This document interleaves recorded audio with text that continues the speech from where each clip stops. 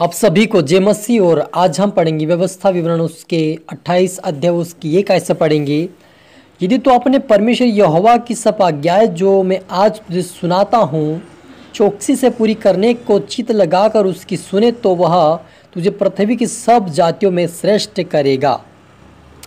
फिर वह अपने परमेश्वर यहोवा के सुनने के कारण ये सब आशीर्वाद तुझ पर पूरे होंगे। धन्य हो तू नगर में, धन्य हो तू खेत में, धन्य हो तेरी संतान और धन्य है तेरी भूमि की उपज। हालेलुया। हम प्रार्थना करें।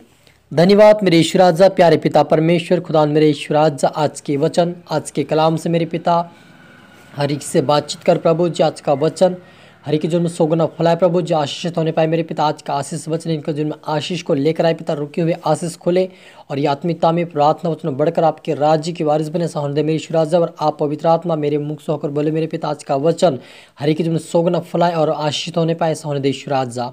सब पुत्र आत्मा सौंपते हैं, प्रार्थना सुना आशीष किया। धन्यवाद मेरे ईश्वर राजा, प्रार्थना दो यीशु के नाम से मांगते हैं, आमीन। तो मेरा जी जो यहाँ पर हमने पढ़ा व्यवस्था विवरण उसके 28 अध्याय उसकी ये कैसे पढ़ा। यदि तो अपने परमेश्वर यहोवा की सब आज्ञाएं जो मैं आज तुझे सुनाता हूँ चौकसी से पूरी करने को चित्त लगाकर उसकी सुने तो वह तुझे पृथ्वी की सब जातियों में श्रेष्ठ करेगा। फिर अपने परमेश्वर यहोवा के सुनने के कारण ये सब आशीर्वाद तुझ पर होंगे। धन्य है तू नगर में, धन्य है तू खेत में, धन्य है तेरी संतान और धन्य और तेरी भूमि भी उपज, और गाय और भेड़ बकरी भी यदि आप पशु के बच्चे धन्य हो तेरी टोकरी और तेरी कठौती, और धन्य है तू भीतर आते समय और धन्य है तू बाहर जाते समय। हालेलुया। मेरे अजीजों, यहाँ पर व्यवस्था विवरण के अंदर परमेश्वर का वचन मूसा जो लिखता है कि यदि तू परमेश्वर की सब आज्ञाएं जो मैं आज तुझे सुनाता हूँ यदि चौकसी करे, उस पर चित्त लगाकर उसको पूरी रीति से माने, तो वो कहता है कि मैं तुम्हें पृथ्वी पे सारे से जातियों में से श्रेष्ठ बनाऊंगा और तू धन्य होगा। तेरे घर में आशीष, तेरे कोठे में आशीष, तेरे खेती बाड़ी में आशीष, तेरे जेब में, तेरे बैंक में आशीष। यानी कि हर जगह पर परमेश्वर कहता है कि मैं तुम्हें आशीषित करूँगा। चाहे भेड़ हो, चाहे बकरी हो, चाहे भैंस हो, हर एक में परमेश्वर कहता है कि मैं तुम्हें आशीषित करूँगा और तू भीतर आते समय धन्य कहलाएगा और बाहर जाते समय धन्य कहलाएगा। मेरे अजीजों, जब हम परमेश्वर की व्यवस्था का पालन करते, उसके वचनों का पालन करते, आज्ञाओं का पालन करते हुए हम जब चलते उसके पीछे, तो परमेश्वर हमें हर एक कामों में सफलता देता है। हालेलुया। हमें हर कामों में, चाहे जो भी काम हो हमारे, चाहे व्यवसाय हो, चाहे आपका जॉब हो, चाहे आपकी गवर्नमेंट नौकरी हो, चाहे आपके खेती बाड़ी हो, चाहे आपके घर में, लेकिन हर एक जगह पे परमेश्वर हमको आशीष करता है क्योंकि हम उसकी आज्ञाओं को मानते हैं। और वह लिखा है, यहोवा ऐसा करेगा कि तेरे शत्रु जो तुझ पर चढ़ाई करेंगे वे तुझसे हार जाएंगे, कि वह एक मार्ग से तुझ पर चढ़ाई करेंगे परंतु सामने से 7 मार्ग से होकर भाग जाएंगे।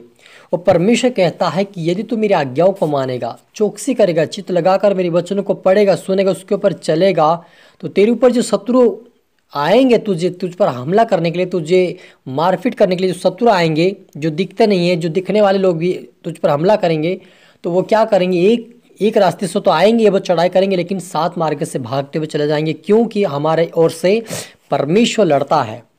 हालेलुया। और लिखा है 28 के 9 आयत में कि यदि तो अपने परमेश्वर यहोवा की सब आज्ञाओं को मानते हुए उसके मार्गों पर चले तो वह अपनी शपथ के अनुसार तुझे अपनी पवित्र प्रजा करके स्थिर भी करेगा। हालेलुया। वह कहता है परमेश्वर यहोवा कि यदि तू अपने परमेश्वर यहोवा के, यदि परमेश्वर कहता है कि यदि तू मेरे वचनों पर चलेगा, मेरे आज्ञाओं का पालन करेगा और उस मार्ग पर चलता रहेगा, तो मैं जो शपथ खाया उसके अनुसार मैं तुम्हें पवित्र प्रजा करके स्थिर करूँगा। हालेलुया। मेरा जी जो हमारा परमेश्वर कहता है कि यदि तुम मेरी आज्ञाओं को मानोगे तो मैं तुम्हें स्थिर करूंगा। स्थिर का मतलब मेरा जी जो हमें कुछ स्थान पे खड़े किए जाते हैं, या कुछ स्थिर का मतलब हमारे काम सक्सेसफुल हो जाते हैं।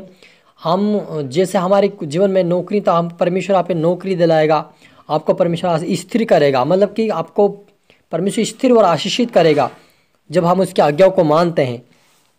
लेकिन अगर अजीज हम आगे पढ़ते हैं और लिखा है, तुझे उधार लेना ना पड़ेगा और यहोवा तुझको पूछ नहीं किंतु सिर ही ठहराएगा, और तू नीचे नहीं परंतु ऊपर ही रहेगा यदि परमेश्वर यहोवा की आज्ञा जो मैं आज तुझे सुनाता हूँ तो उनके मानने में मन लगाकर चौकसी करे। हालेलुया। मेरे जो यदि हम परमेश्वर की आज्ञाओं को मानते, उसके वचन पर चलते, उसके सुनकर चलते हैं, वैसे हम चित्त लगाकर वचन पढ़ते हैं, सुनते, उसके ऊपर चलते हैं, तो यहोवा हमें उधार लेने वाला नहीं बनाएगा, देने वाला बनाएगा। और वे कहता है कि पूछ नहीं तो मैं सिर बनाऊंगा। हालेलुया। और वे कहता है कि मैं और तू ऊपर ही रहेगा परंतु नीचे नहीं रहेगा, क्योंकि तू आज्ञाओं को मानता है। मेरे अजीजों, हम देखते हैं मूसा ने परमेश्वर की आज्ञाओं को माना, उस वचनों पे चला, आशीषित रहा और 40 लाख लोगों को उन्होंने अगुवाई भी किया, क्योंकि उसके साथ परमेश्वर था और वह परमेश्वर की आज्ञाओं को मानकर चलता था। जैसे परमेश्वर कहता था वैसे वह चलता था, तब वो बना रहा और आशीषित रहा। और वो पूरी उम्र होने 120 साल के बाद ही उसकी मृत्यु आई, क्योंकि वह परमेश्वर उससे प्रसन्न था और परमेश्वर से उससे वो बातें करता था पहाड़ों पर, क्योंकि वो उसकी आज्ञा को मानता भी उसको प्रसन्न करता था। मेरे अजीजों, मूसा जैसा कोई भविष्यवक्ता या कोई नबी नहीं था जो परमेश्वर से फेस टू फेस बातें कर सके, जो उसकी आवाज़ को सुन सके। पहाड़ पे ऐसा कोई नहीं आज संसार में नहीं है, सिर्फ वो है।